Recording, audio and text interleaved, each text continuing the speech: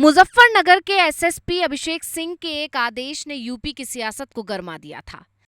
देखिए, कांवड़ की तैयारियां शुरू हो गई हैं और हमारे जनपद में लगभग 240 किलोमीटर का कांवड़ मार्ग है। इसमें जितने भी खान पान के दुकानें हैं, चाहे वो होटल, ढाबे, ठेले, जहां से भी कांवड़िए अपनी खाद्य सामग्री खरीद सकते हैं, उन सबको ये निर्देशित किया गया है कि अपने प्रोप्राइटर के या काम करने वालों के नाम ज़रूर डिस्प्ले करें। विपक्ष लगातार अभिषेक सिंह के नेम प्लेट वाले आदेश का विरोध कर रहा था। विपक्ष के विरोध के बाद माना जा रहा था कि योगी सरकार पर दबाव बनेगा और योगी सरकार अभिषेक सिंह को अपने इस आदेश को वापस लेने के लिए कह सकती है।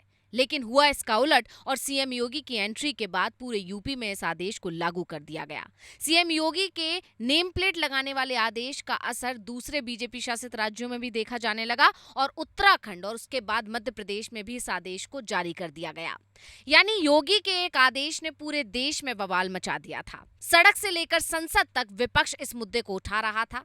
मानसून सत्र की शुरुआत में भी विपक्ष के तमाम नेताओं ने योगी के इस आदेश को खतरनाक बताया, इसका खुलकर विरोध किया। लेकिन अब सीएम योगी के जिस आदेश ने पूरे देश में बवाल मचाया, उस आदेश पर सुप्रीम कोर्ट ने रोक लगा दी है।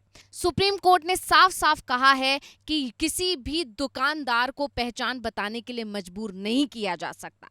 बता दें, सुप्रीम कोर्ट ने कांवड़िया यात्रा मार्ग पर बने भोजनालयों के मालिकों के नाम लिखने के लिए कहने वाले सरकारी निर्देश पर रोक लगा दी है और कांवड़िया यात्रा मार्ग पर बने सभी ढाबों या फिर ठेले के मालिकों के नाम लिखने के लिए कहने वाले उनके निर्देश को चुनौती देने वाली तमाम याचिकाओं पर उत्तर प्रदेश, उत्तराखंड और मध्य प्रदेश सरकार को नोटिस जारी किया है।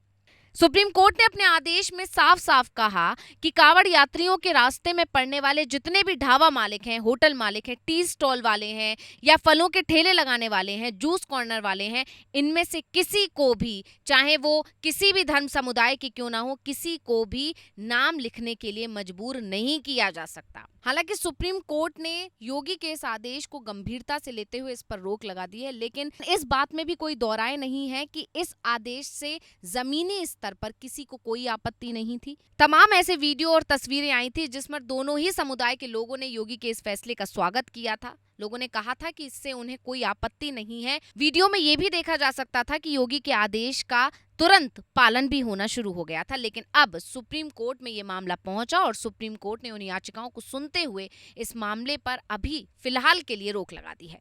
अब इस मामले में अगली सुनवाई 26 जुलाई को होगी। देखना होगा कि जो नोटिस जारी किया गया है सुप्रीम कोर्ट की तरफ से इन तीनों सरकारों को, वो कोर्ट में आकर अपनी क्या दलीलें देती हैं और उस दलील पर आगे सुप्रीम कोर्ट सुनवाई करते हुए क्या सुप्रीम कोर्ट अपना फैसला बदलेगा या अपने फैसले पर कायम रहेगा, ये तो अब 26 जुलाई को ही साफ हो पाएगा।